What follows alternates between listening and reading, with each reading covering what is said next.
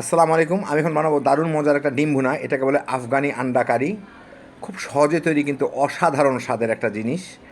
বিশেষ করে ঝোলটা আঙ্গুল চেটে খাবার মতো। তৈরি করা খুবই সোজা। তো আসেন দেখি শুরু করা যাক। আমি এখানে আধা কাপ তেল নিচ্ছি, আধা কাপের থেকে একটু কম। এই পুরাটাই আমি সব রান্নাটা সারবো আর কি, বিভিন্নভাবে। যাই হোক, এর মধ্যে আমি প্রায় 3টা বড় বড় সাইজের দেশি পেঁয়াজ, এগুলো আমি এরকম একটু মোটা মোটা ফালি করে রাখছি। ওগুলা দিয়ে একটু ভেজে নিতে হবে পেঁয়াজটাকে, যাতে বাদামি না হয় কিন্তু একটু গোলাপি গোলাপি নরম হওয়া পর্যন্ত আর কি। আমি মাঝারি আছে ভাজতেছি।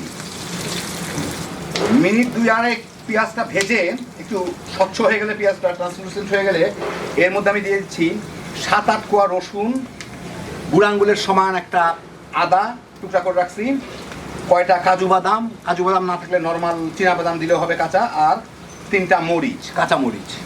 এগুলো দিয়ে একটু ভেজে নেব এর সাথে। ভাজা ভাজা না, জাস্ট একটু নরম হওয়া পর্যন্ত।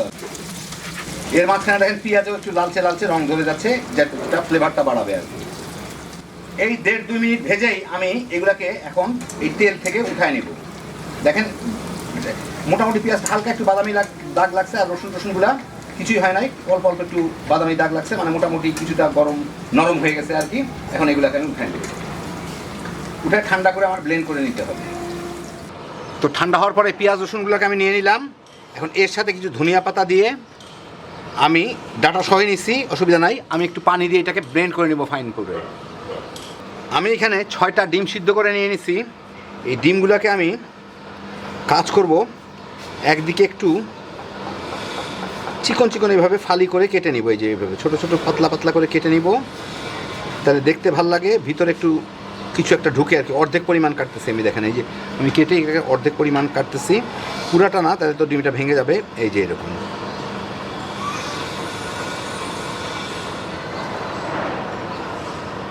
এই কেটে নিয়ে দেখতে একটু সুন্দর লাগে আর কি। যখন রান্না করবো একটু খুলে টুলে যাবে, ভেজে নিব। এইগুলোকে ভেজেও নিব আমি তেলে, সবগুলোকে আমি এভাবে কেটে নিব।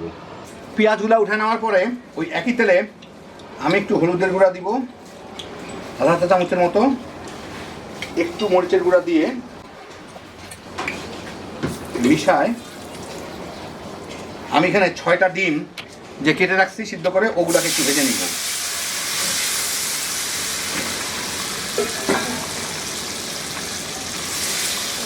ডিমগুলা পছন্দ মতো ভাজা হইলে এগুলাকে আমি তেল থেকে উঠাই নিব।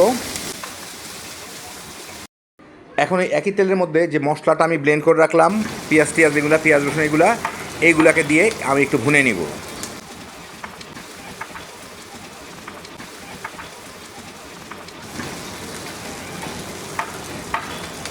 6-7 মিনিট ভালো মতো ভেজে, এটা বাদাম আছে একটু ভালো মতো ভাজতে হয়, নাহলে বাদামের ফ্লেভারটা আসে না। ইভেন একটু সুন্দর একটা ফ্লেভার বের হচ্ছে, তেলটাও ছেড়ে দিচ্ছে কিছুটা। এর মধ্যে আমি 2টা তেজপাতা, 1 চা চামচ আস্ত জিরা, 3-4 টুকরা দারচিনি, 2টা এলাচি আমি গুঁড়া করে রাখছি ভেঙে, আস্ত দিলে 4টা দিবেন, আর 10-12টা গোলমরিচ। এটা দিয়ে এর সাথে একটু ভেজে নিব, যাতে গরম মশলার ফ্লেভারটা রিলিজ হয়। এই মিনিট 1.5 ভাজলেই হবে। আমি কিন্তু মিডিয়াম আর লো এর মাঝামাঝি ভাজতেছি, যাতে ফট করে পুড়ে না যায়, কিন্তু ভাজা ভাজা হয়। এইটাকে 1.5-2 মিনিট ভুনেই আমি এর মধ্যে দিয়ে দিচ্ছি, এখানে আছে 1.5 চা চামচ ধনিয়ার গুঁড়া, 1.5 চা চামচ হলুদের গুঁড়া, 1 চা চামচ মরিচের গুঁড়া দিয়ে এর সাথে একটু নাড়ানাড়ি করে দিব, হলুদের কাঁচা গন্ধটা যাতে চলে যায়।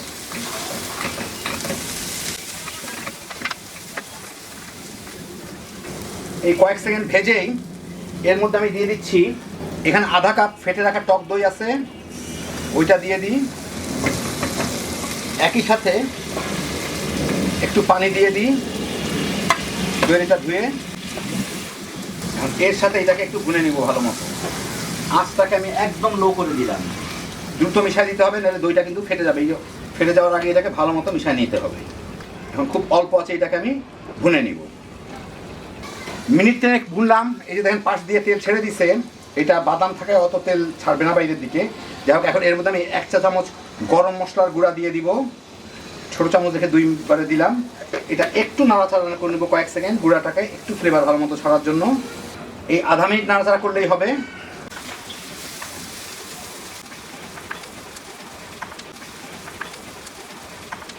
বাস এখন ভেজে এর মধ্যে আমি পানি দিব, খুব বেশি না, পর্যাপ্ত পরিমাণ। আরেকটা জিনিস দিতে হবে এর মধ্যে, সেটা হচ্ছে লবণ।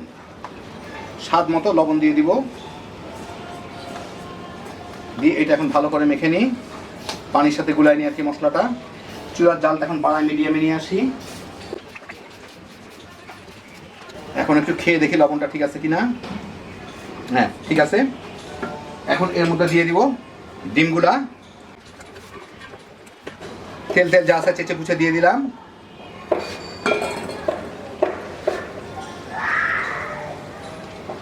এখন এর সাথে দিয়ে কয়েক মিনিট জাল দিয়ে নিব।